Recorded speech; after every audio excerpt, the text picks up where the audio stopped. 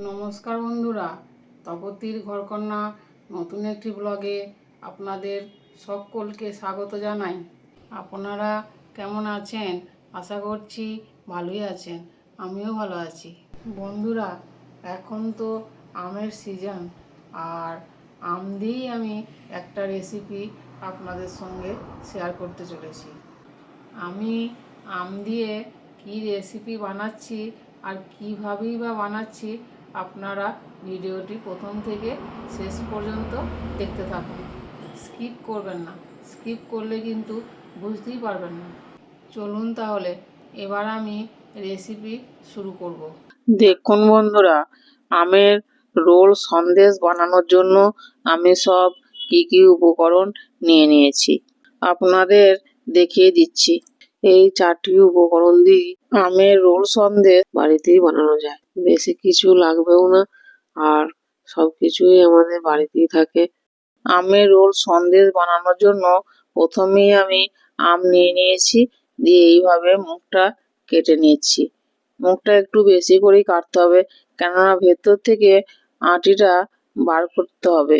আমগুলি আমি আগেই ধুয়ে পরিষ্কার করে রেখেছিলাম। দেখুন বন্ধুরা, আমের মুখটা কেটে দিয়েছি। এবার এরকম একটা চামচ নিয়েছি, চামচের পিছু দিকটা করে এইভাবে ঘুরিয়ে ঘুরিয়ে আমের ভিতর থেকে আটিটা বের করে নিতে হবে। আপনারা কিন্তু দেখতে থাকুন আমি কিভাবে এই কাজটা করছি। দেখুন, এইভাবে বেশ কিছুক্ষণ ধরেই আমি চামচের পিছু দিকটা করে ঘুরিয়ে ঘুরিয়ে প্রথমে এই আমের গা থেকে আটিটাকে ছাড়িয়ে নিচ্ছি। তারপরে দেখুন, চামচ দিয়ে খুব অনায়াসেই বেরিয়ে আসবে আমের আটিটা। দেখুন, আপনাদের দেখিয়ে দিচ্ছি। আটিটা বার করে একটা বাটির মধ্যে রেখে দিচ্ছি, আর আমটাও কিন্তু একটা বাটিতে রেখে দিচ্ছি। এইভাবে আমি দুটি আমকেই পরিষ্কার করে আটিগুলো বার করে নিয়েছি। আবার একটি আম আটিটা বার করে নিয়েছি, দিয়ে রেখে দিচ্ছি। দেখুন, এবার যেটা করতে হবে, গ্যাসে একটা ফ্রাই প্যান বসাইছি, বসিয়ে 250 ml মতো লিকুইড দুধ আমি দিয়ে দিচ্ছি, দিয়ে গ্যাসটা জ্বালিয়ে দিয়েছি। দুধটা কিন্তু ফুটতে আরম্ভ করেছে।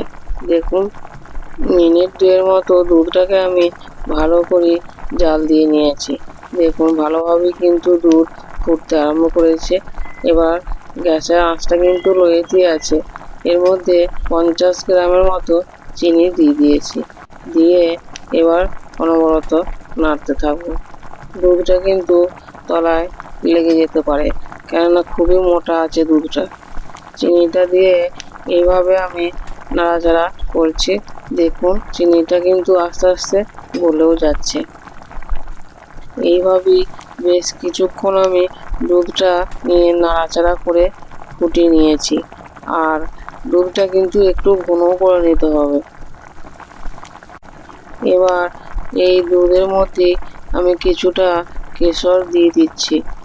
কেশরটা দিয়েও আমি ভালো করে নাড়াচাড়া করে নিচ্ছি, দুধের সঙ্গে মিশিয়েও নিচ্ছি। দেখুন,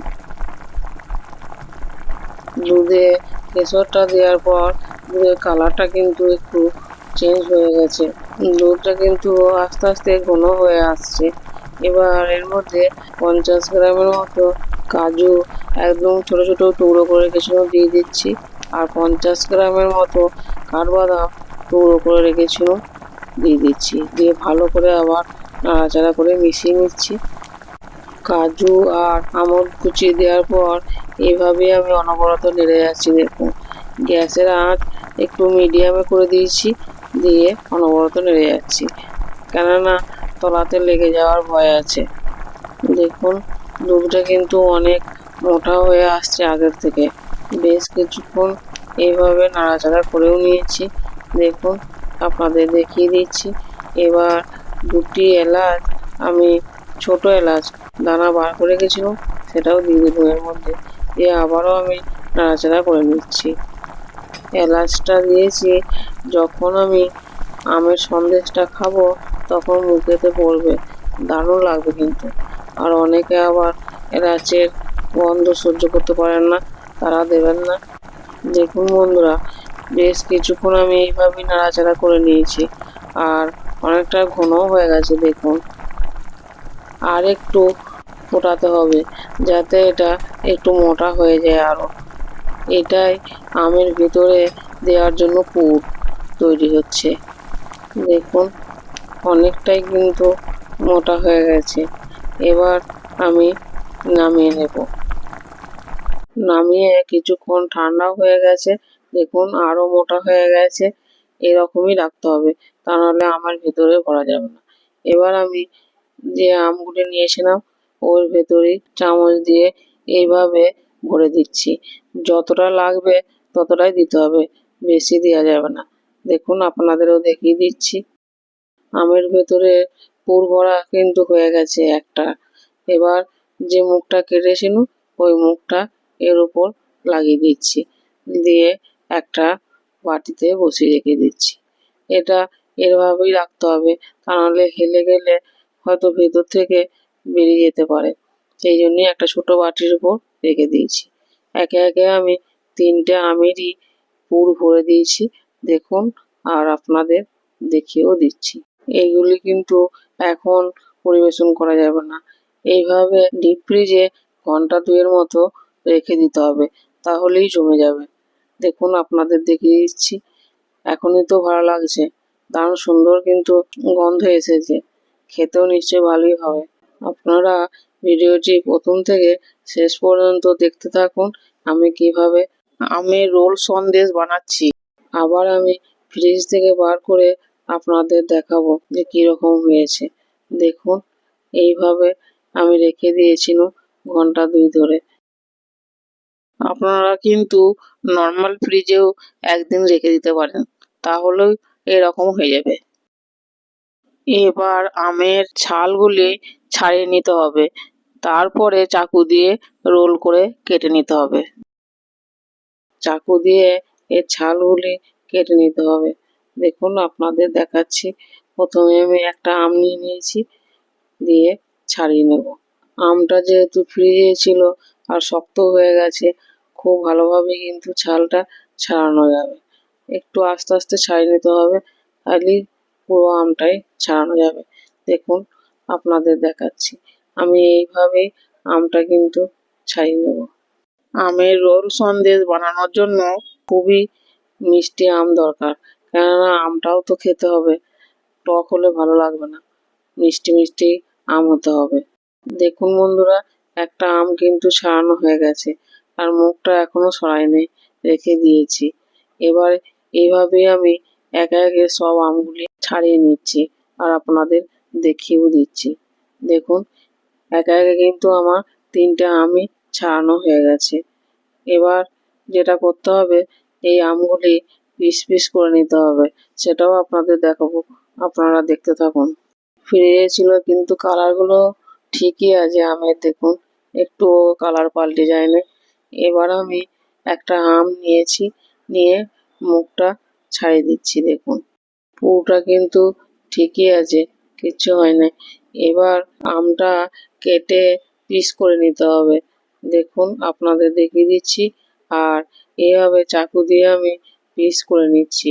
আপনারা কিন্তু আপনাদের পছন্দ মতো পিস করে নেবেন। আমটা হলুদ কালার, আর পুরোটা যে ভরা হয়েছে সাদা, কত সুন্দর লাগছে দেখুন। এখনই তো দেখে জিভে জল চলে আসছে, আর খেতেও নিশ্চয়ই ভালোই হবে। এবার একে একে আমি পিস করে নিচ্ছি, যেহেতু ফ্রিজে ছিল তাই ভালোভাবেই কাটা গেছে।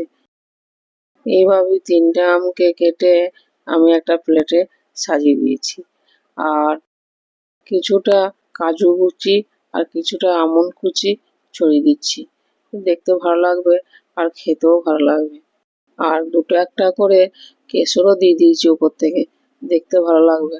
দেখলেন তো বন্ধুরা, আমের রোল সন্দেশ বানানো কোনো ঝামেলাই নাই, আর খেতেও কিন্তু দারুণ লাগে, টেস্ট একদম বেস্ট।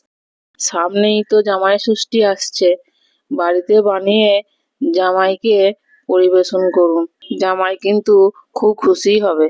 বন্ধুরা একবার হলেও কিন্তু বাড়িতে বানিয়ে খাবেন আর সকলকে খাওয়াবেন, সকলে খেয়ে কিন্তু আপনার প্রশংসাই করবে আর বারবার বানানোর বায়না ধরবে। বন্ধুরা, এবার কিন্তু আমি খেয়ে বলবো আমাদের আমের রোল সন্দেশ কীরকম হয়েছে। আমি তো খেয়েছি আর দারুণ হয়েছে কিন্তু খেতে। এবার আপনারাও বাড়িতে বানিয়ে ফেলুন। আমের রোল সন্দেশ বেশি করে বানিয়ে ডিপ ফ্রিজে রেখে দেবেন কন্টেনারে ভরে, দেখবেন ভালোই থাকবে।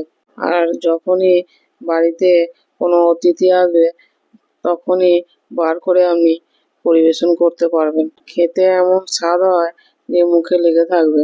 আপনারা কিন্তু অবশ্যই বাড়িতে বানাবেন।